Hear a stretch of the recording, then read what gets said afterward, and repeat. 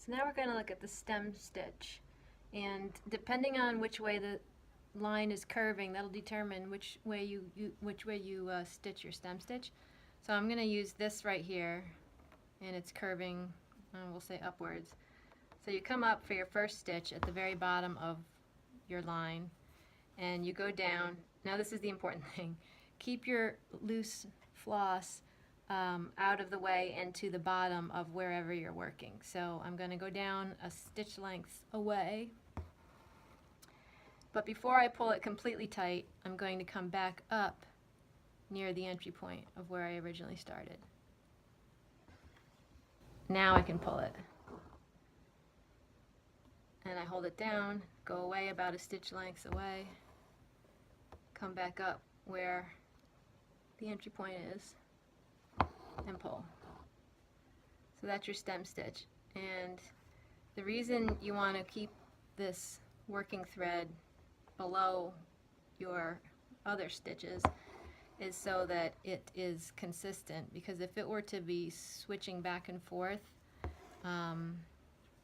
it would look weird, it would get wrinkly, and we want a nice straight smooth stem stitch. And just like with all the other stitches that are good for lines or lettering, the longer the stitch is, the better it works on a straightaway, and then you would have to shorten it for a really tight turn. But this is a very gently curving line, so I'm able to use a fairly long stem stitch, and it gives a little more height than a back stitch or a split back stitch, which may or may not be an effect that you want. But you can see it's pretty quick and easy, and if you just used your thumb to keep that stitch out of the way, or the working thread out of the way, you shouldn't run into any trouble. So as you can see,